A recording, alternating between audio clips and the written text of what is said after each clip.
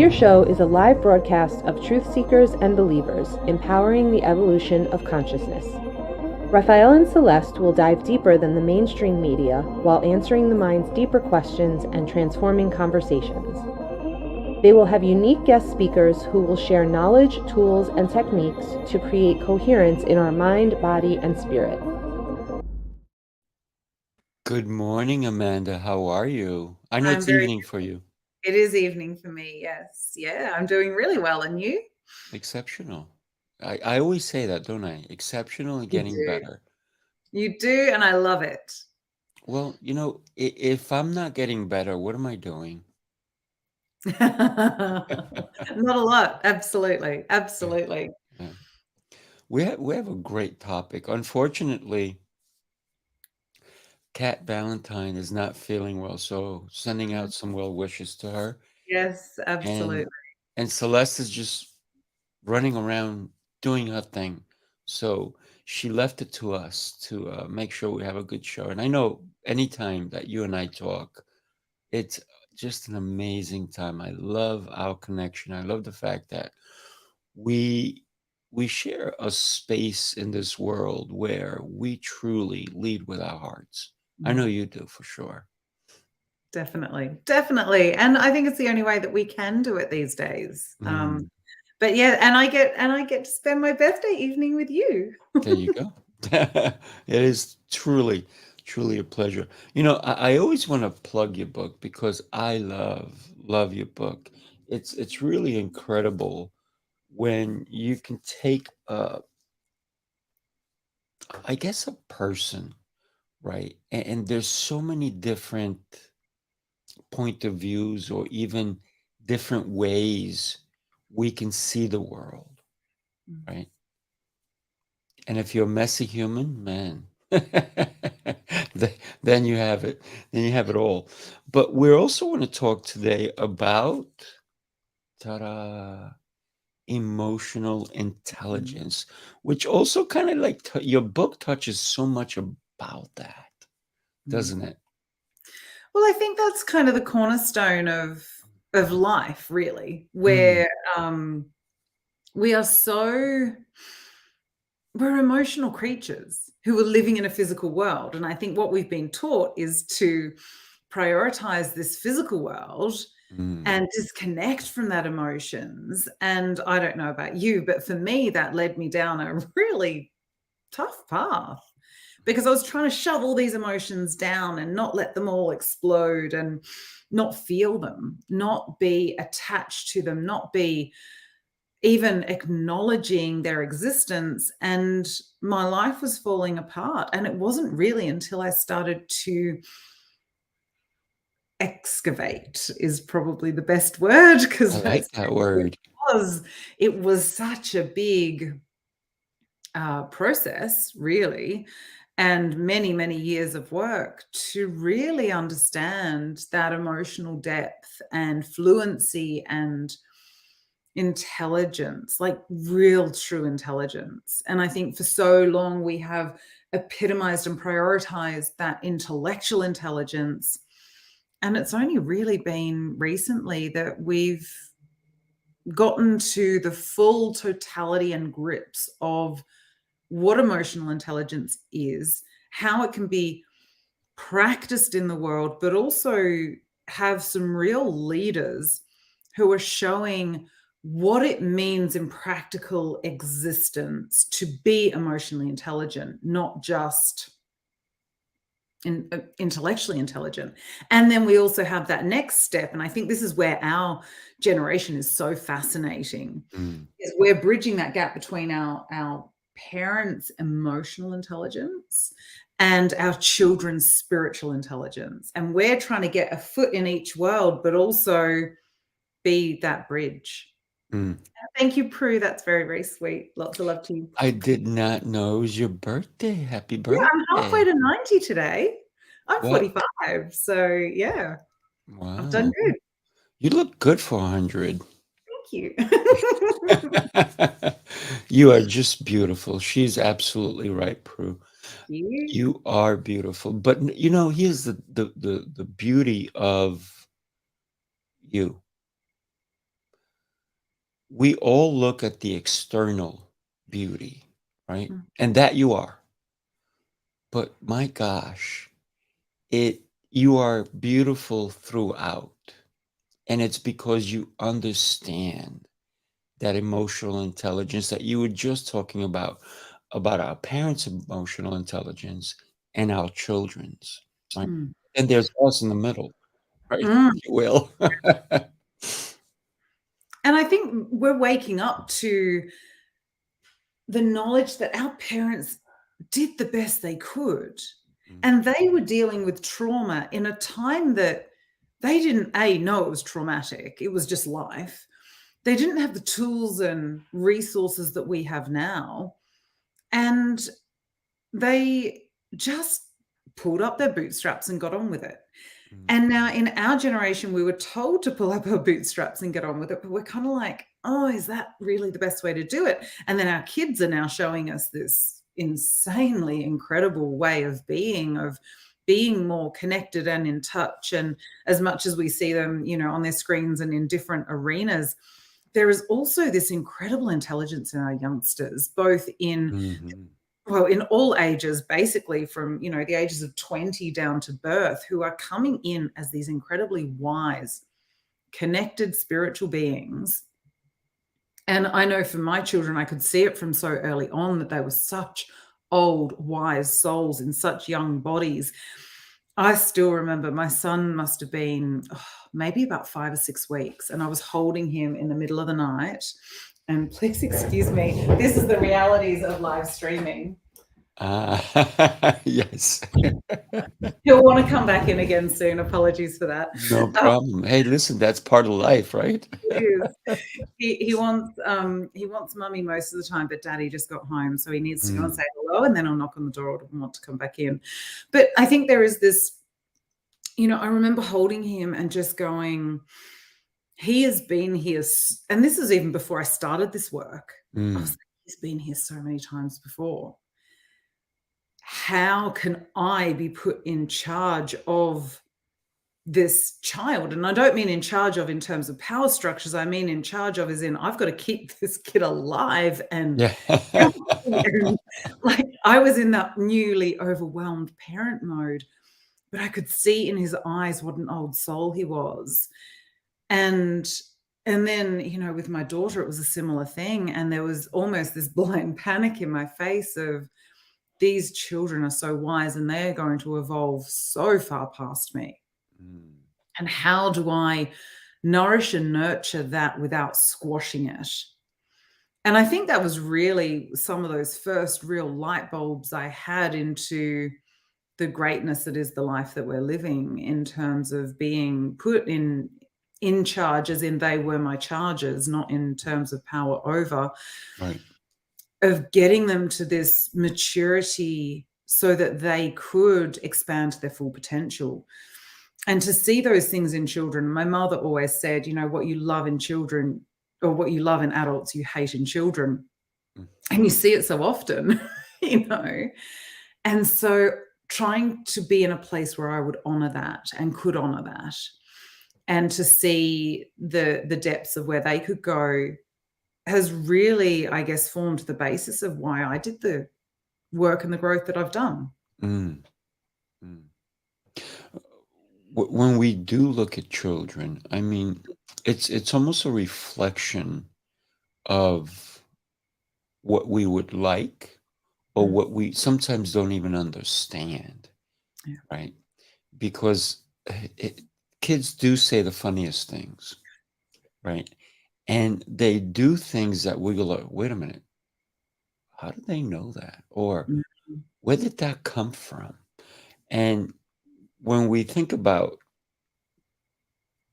even back to many, many years ago, even our great grandparents, some had zero emotional intelligence, right? And then some had like over 100%. And it's like, how did they get it? How did they come to understand it? And it was just natural for them. There was no studies really if you think about emotional intelligence, the way we act with one another, the way we treat people, it just came to people. It was more nurturing. And from what I've seen, it seems like women, I'm just going to say it, women had that more caring nature, right? That motherly nature, that that love that sometimes men believe that I'm wimpy if I show too much emotion, right? I think It's that's not one of tough the enough. fallacy. It's really interesting. I think it's just that men and women love in different ways.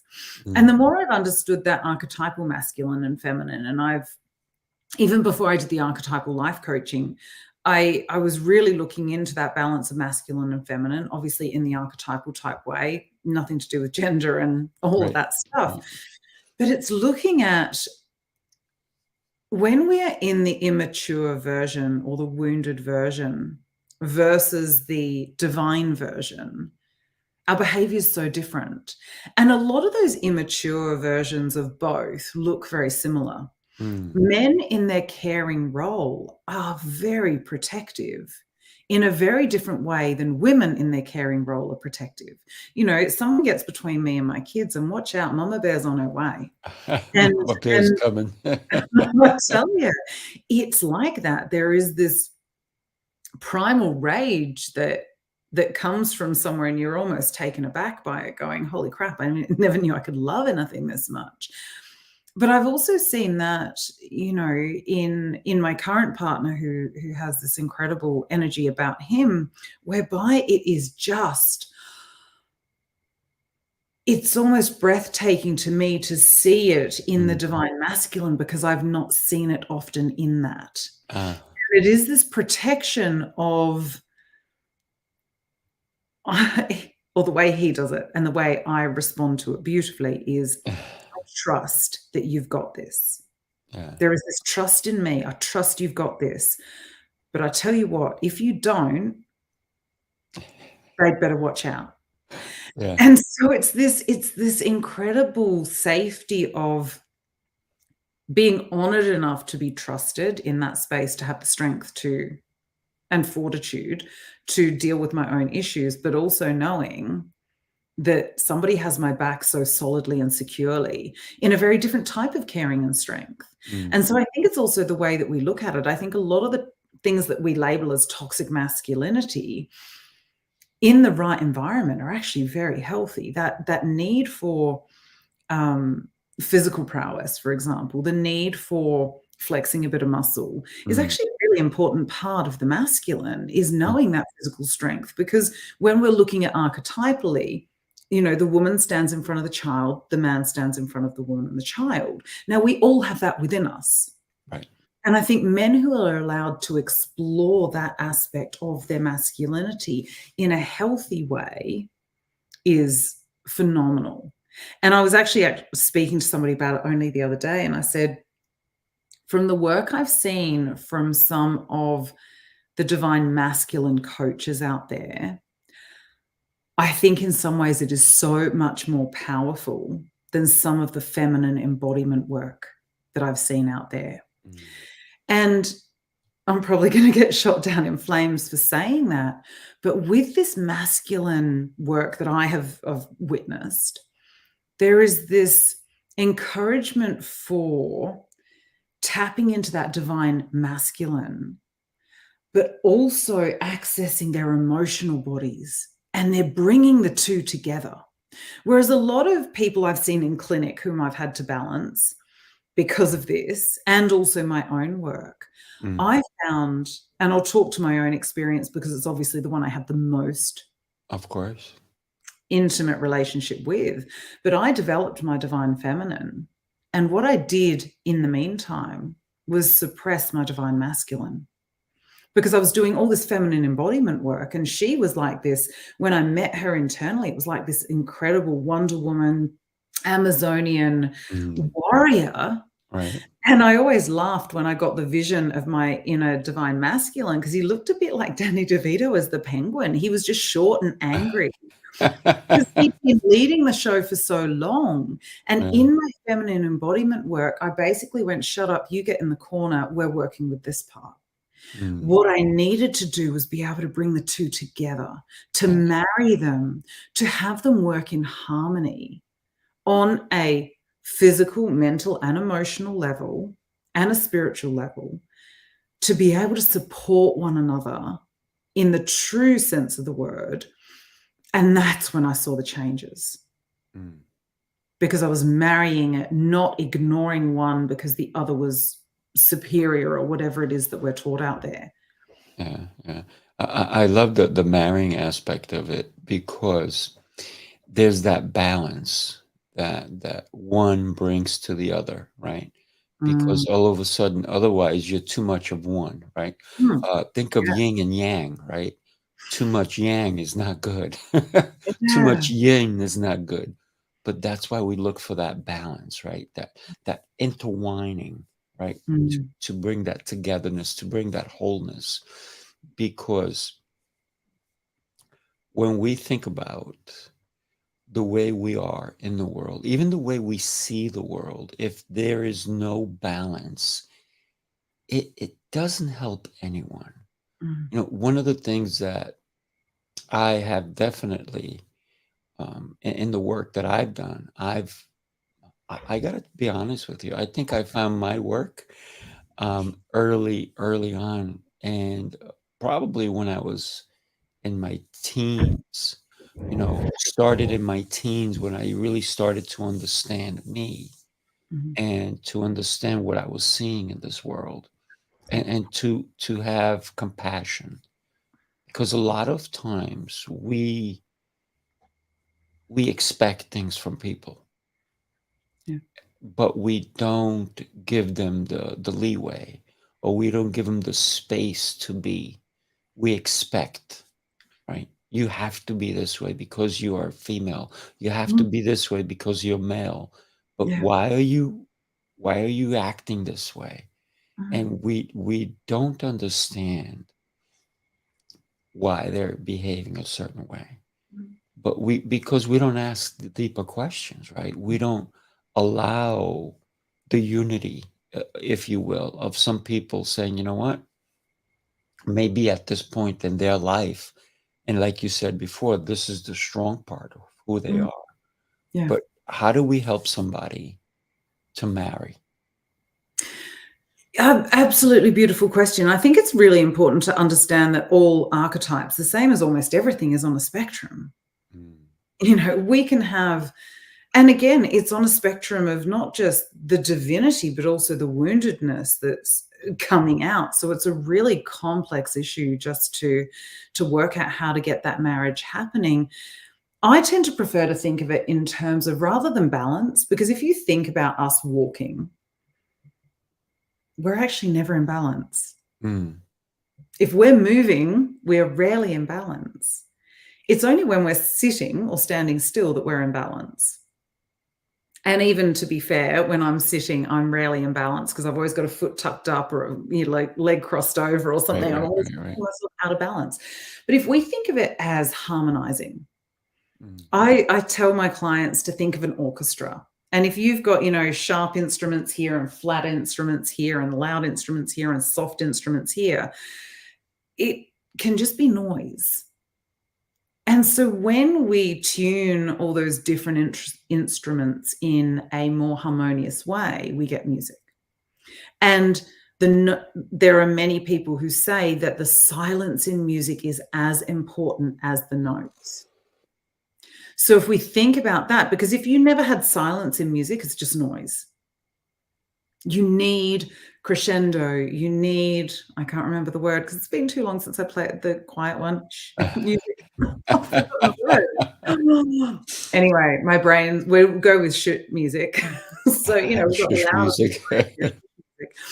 But, if you've got the crests and the falls and the peaks and the troughs and the silence and the noise and all of those different bits together, you can create these incredible masterpieces. However, if we're just working with one instrument, you're going to have a relatively monotone piece. And I'm not saying it can't be beautiful. It's about working on those different facets of yourself. And I describe things in terms of that masculine and feminine. And yet actually when we pull it all back and pare it back, because as you will know by now, I try and make the most complex things as simple as possible, because people are under enough stress. They don't need more stress. So the more I can pare it back and simplify, the more likely they are to put it into practice in their daily lives. And, there are times that I sometimes think I'm way too good at that, because I don't have, in general, long-term clients. I like to, teach them to stand on their own 2 feet. And I do that really, really well, to be honest. So I'm always, waiting for that next cycle. But I love doing that as well, because then the feedback I get is, oh my God, those tools you've given me are standing the test of time. So it's a double-edged sword. And I wouldn't do anything else, by the way, because I don't want dependency, because that's my ideal.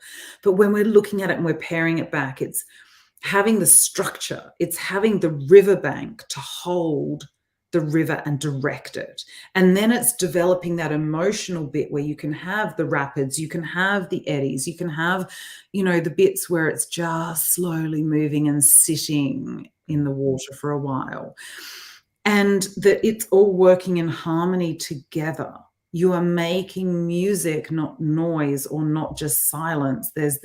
There is the balance and harmony that comes from having you as a finely tuned creature, of recognizing when you get activated, when you get triggered, and going, oh, that's something for me to look at next. That's something I haven't healed yet. For me, I love those moments when I get activated and triggered, because I'm like, okay, that's my next thing to work on and to heal.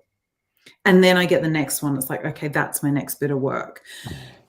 And then seeing the results of working on those activations and triggers, recognizing that those emotional pulls, that emotional activation and visceral feeling that I used to get in my body is different now than, say, a similar experience from 2-3 years ago, even 6 months ago, even a month ago. And so understanding that has really been what's led to my growth, is going, okay, if I get an activation, what have I not healed? What do I need to heal so that I'm not reactive in this situation, I'm responsive? And I go and work with people like Kat or Rachel, that you've met both of them, and other healers that I know, to go, okay, what am I not seeing? Or how do I need to see things differently? Or whatever it is. And then we work on that, and it's like, okay, and then I put it into practice. And so it's making sure that you're acknowledging those emotions that are within you. You're recognizing the triggers and the activations, but you're not being a victim to them. You're not just staying in reactive mode. You're going, okay, this is interesting. This is showing me a new part of myself. How do I make this part sit in, be accepted by and loved by the whole, so that it's not creating that same visceral reaction, the same physical reaction? Yeah. And that's the intelligence. That's some deep work. Love it. Love it. Love it. Love it. Yeah. What I'd love for you to do is take a second, and I'm going to show us a video of what's going to happen in July, which I know I would love for you to come. But during that time, if you can put in the private chat your contact information or your website, so people can come and find you and definitely get involved with what you're doing. Because every time I talk to you, I not only do I walk away inspired to even go deeper into who I am, but also to look at people differently, to understand better, to accept, right? So I'm going to go ahead and show us what's happening in July. Here we go. Take a look.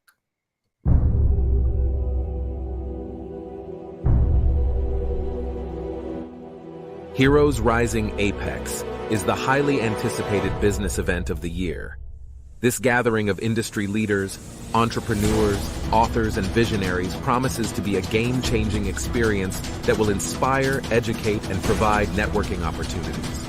Get ready to immerse yourself in a world of innovation, strategy, and collaboration as we embark on an unforgettable journey of learning, growth, and success. Join us in New York on July 14th through the 16th. Go to heroesrisingapex.com for tickets.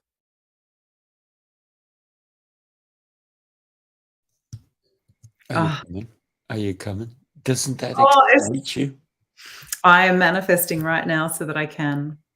Good, good. Not only do we want, I know Kat said she's definitely coming, and I know that Prue said that she's coming. We have so many people coming. I have people coming from Argentina, Mexico, Brazil. I have people coming from all over the world. It's gonna be a blast. So everybody listening to us this morning, take a look at Amanda, take a look at her website, look her up, find out what else she's doing.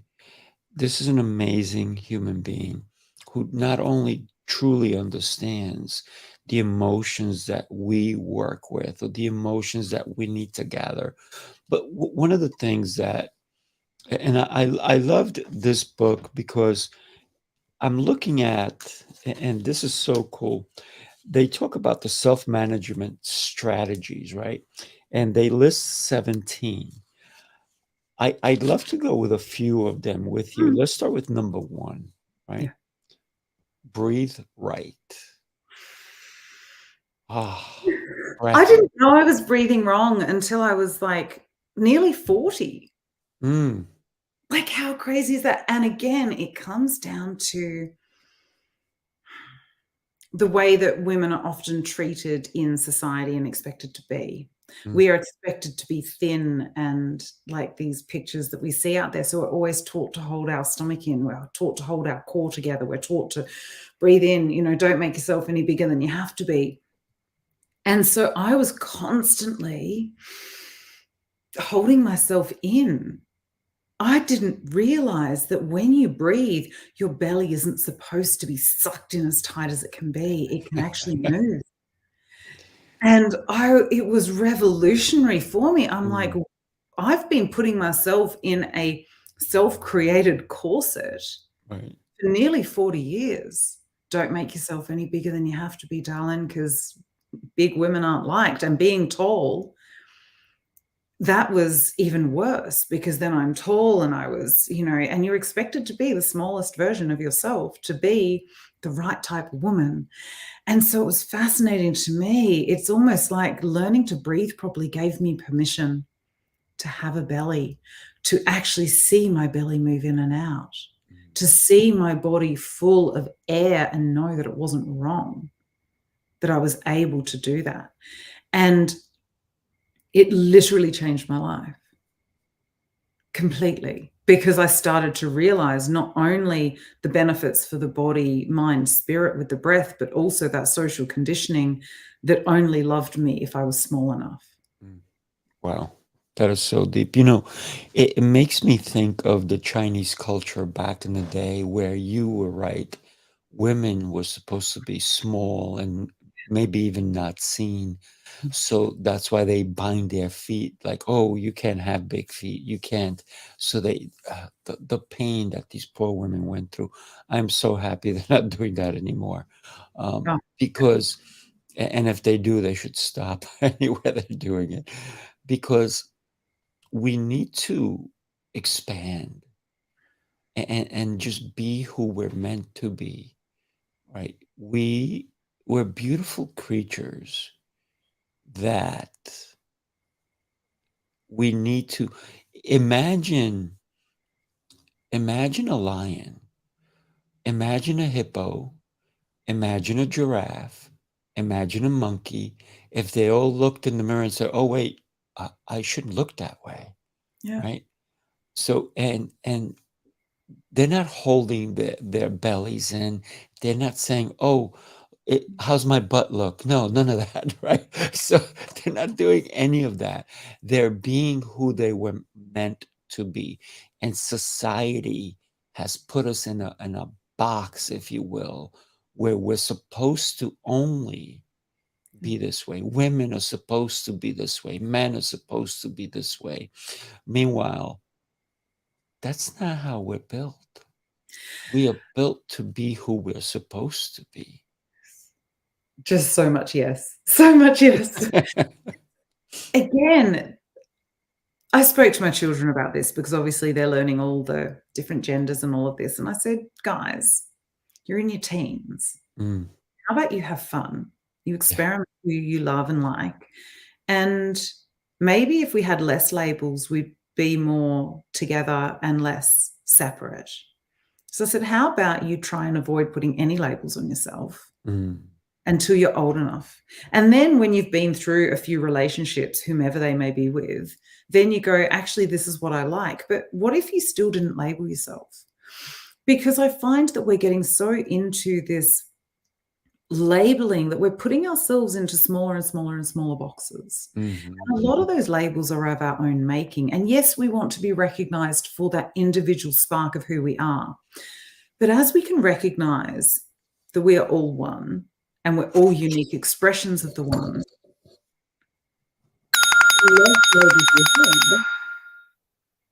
Sorry. the better.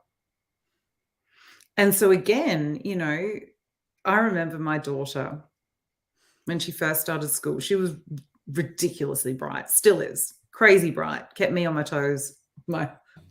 Still does. I was going to say her whole childhood, but she's still doing it. And I got pulled aside one day. She was in like nursery school or something. We hadn't even left the UK, so she was little. And she said she basically got pulled up because she was like, oh, every time one of the kids said something, she'd be like, oh, I don't understand why they don't get this.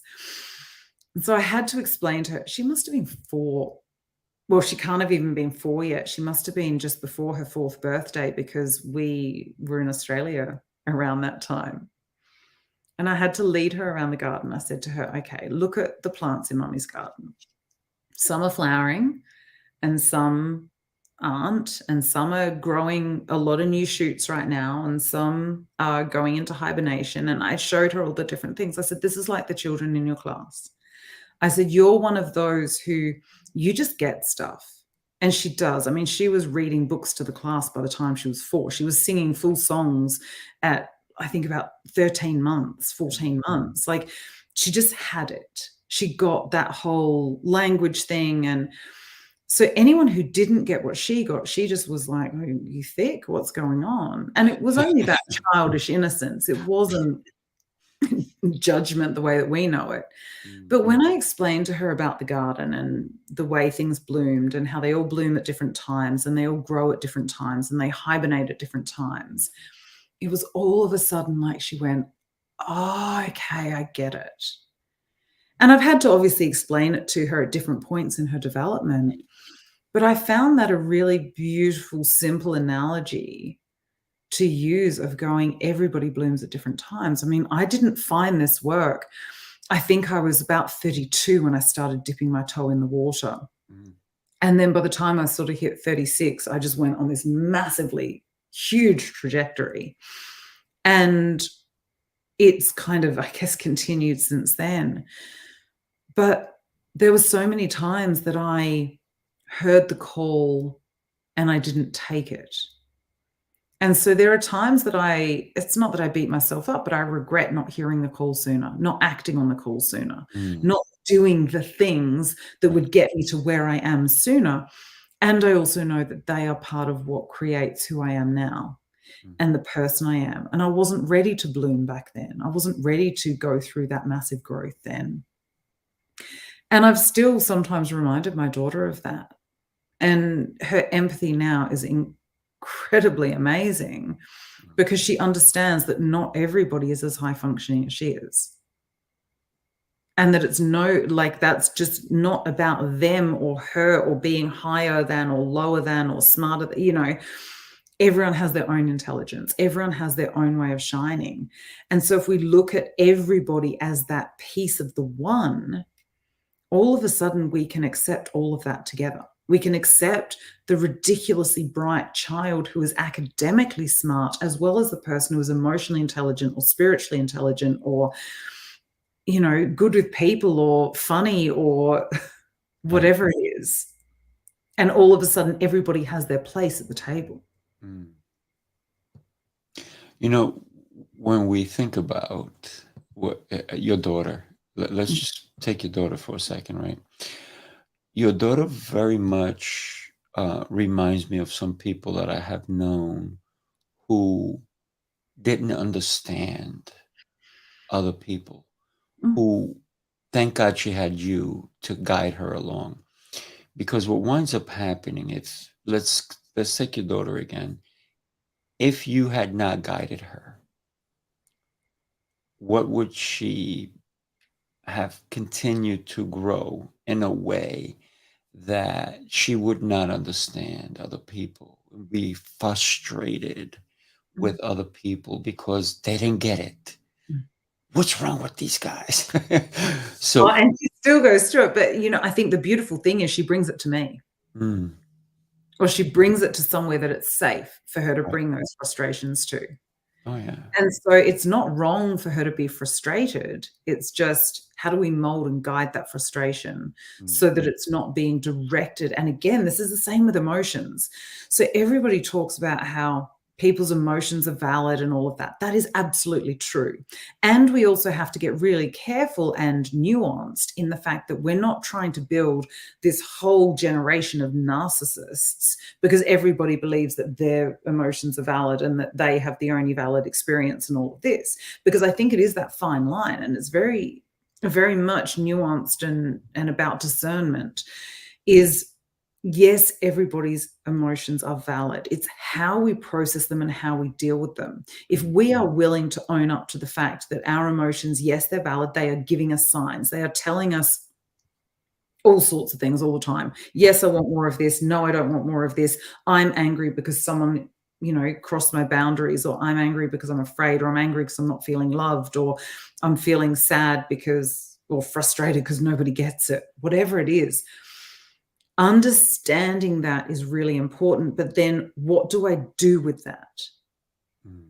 Because if I'm vomiting that all over you, then that's not okay. Likewise, if I'm using it to secure my superiority and my ability to have power over somebody, that's not healthy either. No. When I can go, okay, I'm angry with you because you violated my boundary. Okay, how do I deal with that? Do I raise my standards and just go, actually, I'm just not going to deal with that, and thank you very much, I'm off? Do I put in a boundary where I enforce a, consequence for you crossing that? But how do I deal with that in a way that is loving and also loving to myself above others? And when I say loving to myself above others, I'm not, again, talking about power over. I'm talking about having respect and empathy and care for myself, that I will not allow myself to be put in situations whereby I don't feel safe, where I am being abused. And having that as that powerful bit of knowledge and having those people to work with that can help you understand that internal landscape. I mean, I look at it now and I think of the things that used to get me really riled up and angry, and it's almost comical because I'm going, all of that was my shit, all of it. And now it's, okay, if that activates me, why is that activating me? What do I need to heal? What do I need to look at next? What's my next bit of growth? So that in the future, when that happens, I can respond with grace and empathy and care and compassion and love, and not by vomiting my anger back over you because you vomited over me. When we think about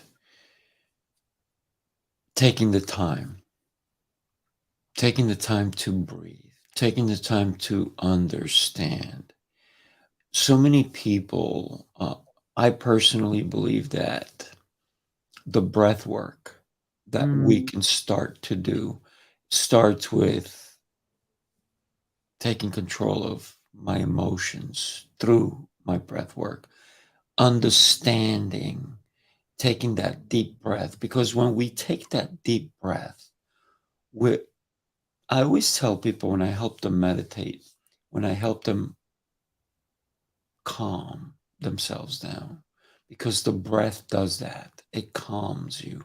It's soothing, because it also, think about the brain, how much the brain has to take this oxygen in, and then it takes it in, and then it disperses it to the places it needs to go to. So one of the things that every time I'm helping somebody meditate, I'm like, well, before you even think of umming or anything like that, and that's not necessarily the most important part of meditation, it's what you're doing, right? It's the breath work. It's you.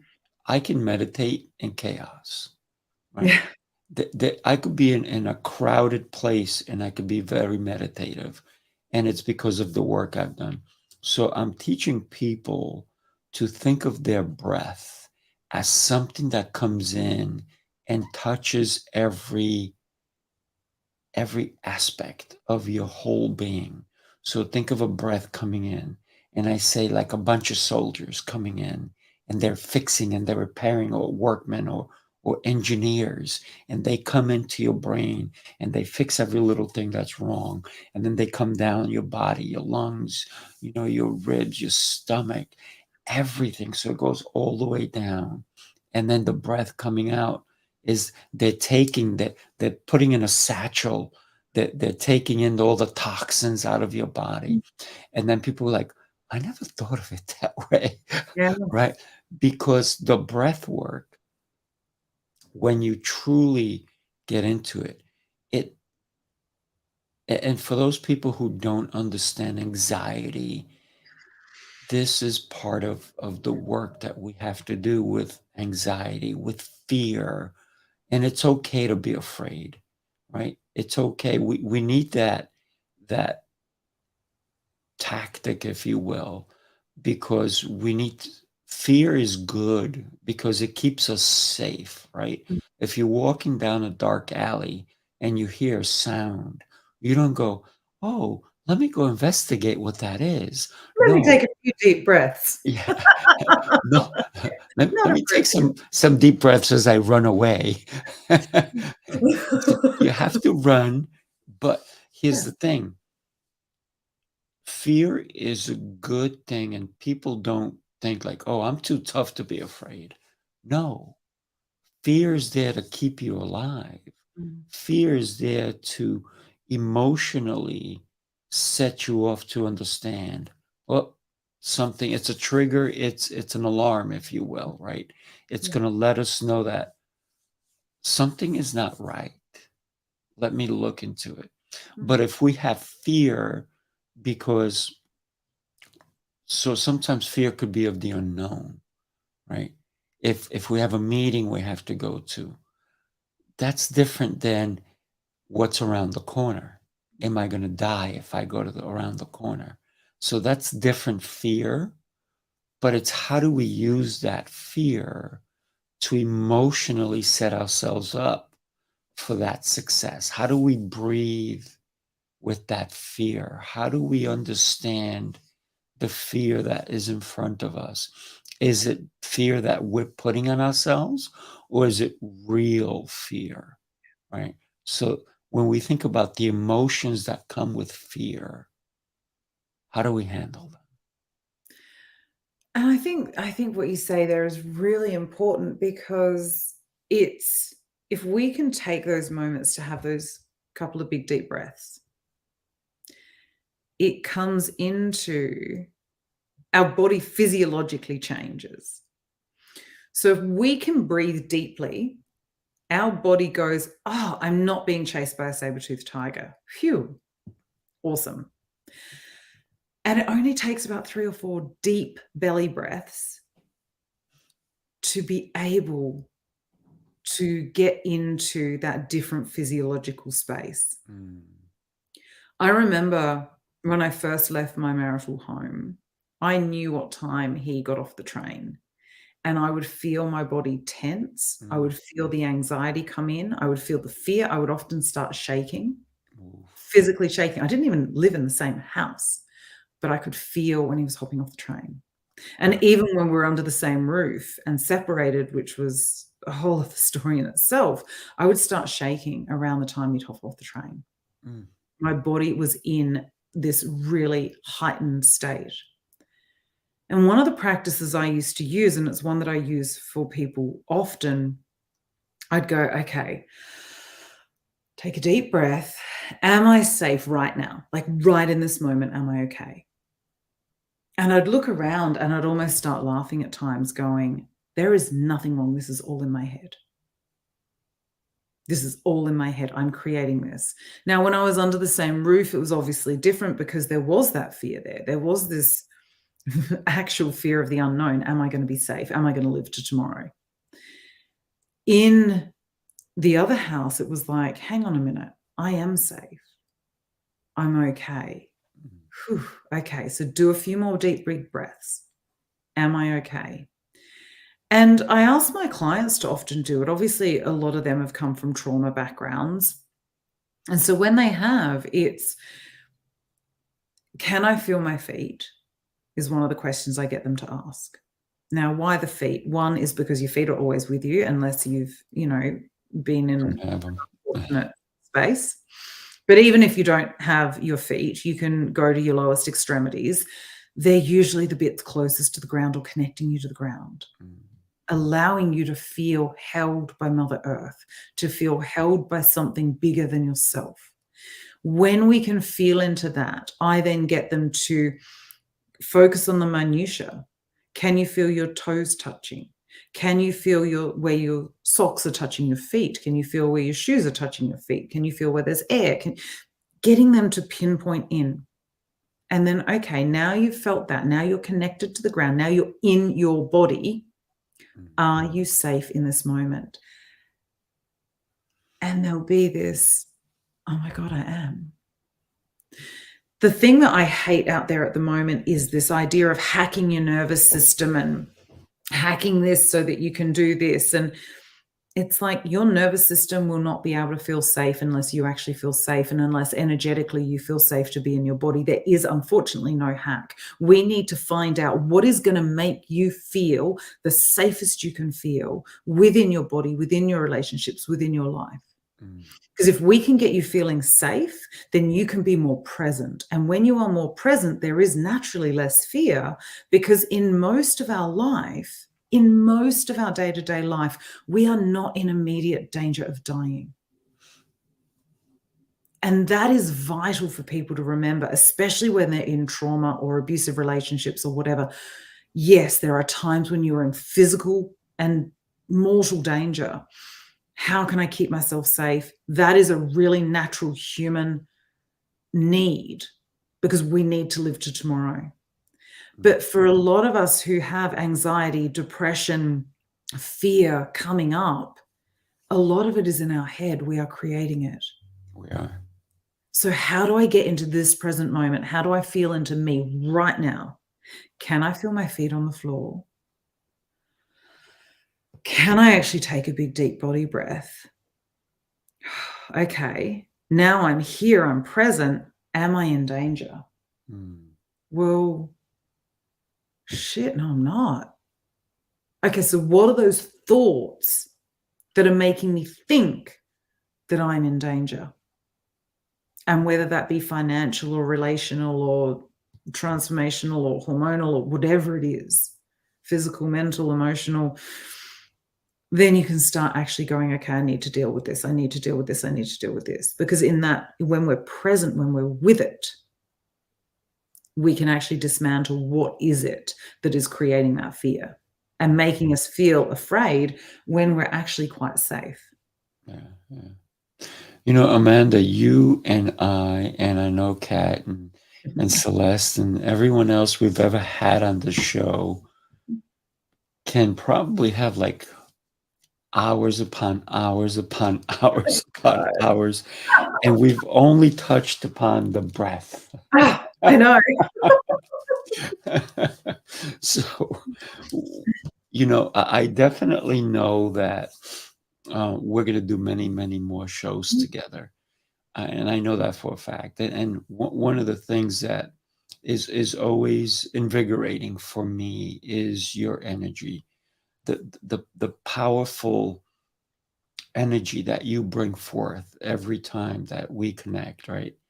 And the beauty that you show up with, what you bring, and the fact that you've done this deep work. And you talked about earlier that you didn't start breathing correctly until you were about 40, right? No.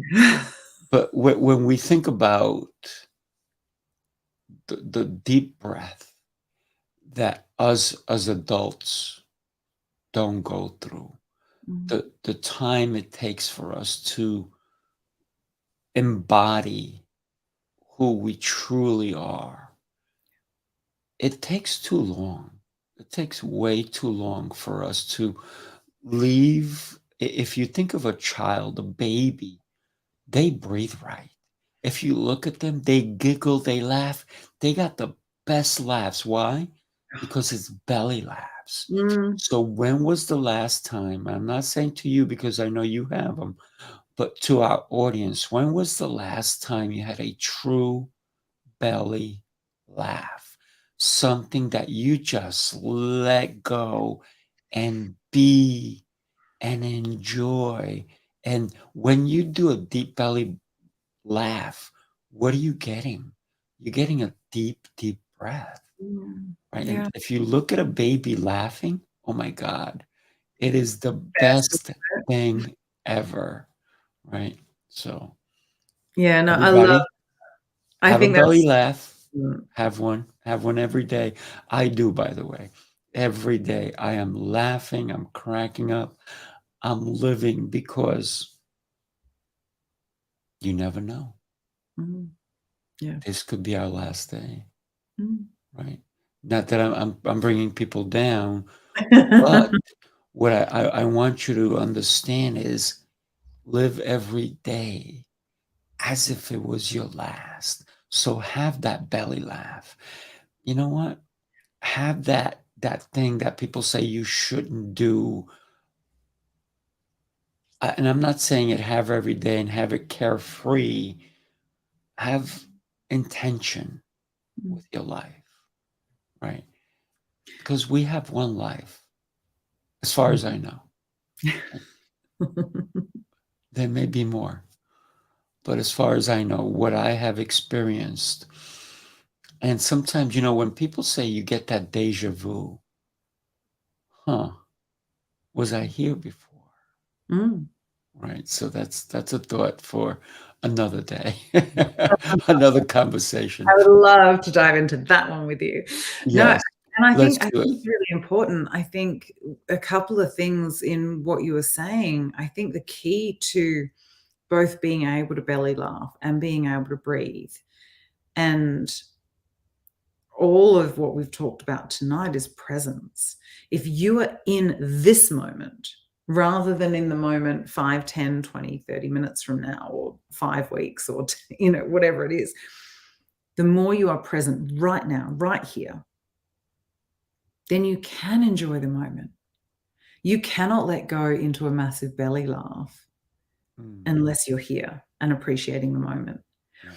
And that's where babies and children who aren't carrying their past around like all these backpacks of, baggage, that's why they can do it, because they're not so laden down. They are freer.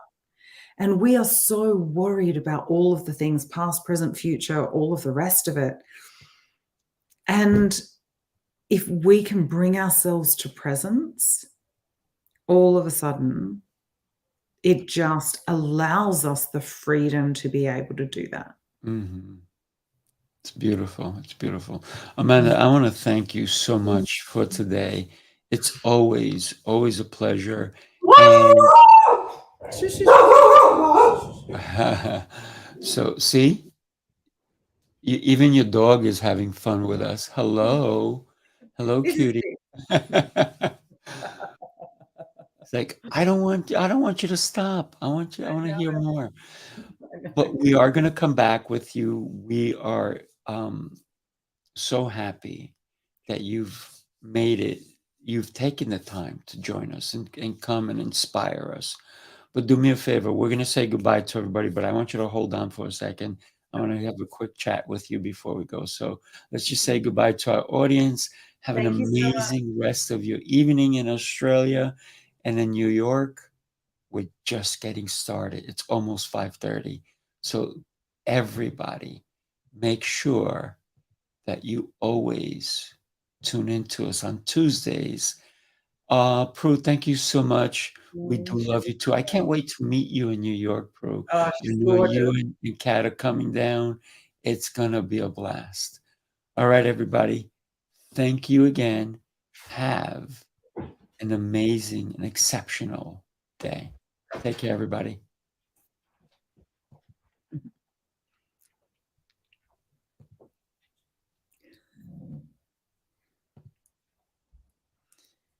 Did I just put on the wrong thing?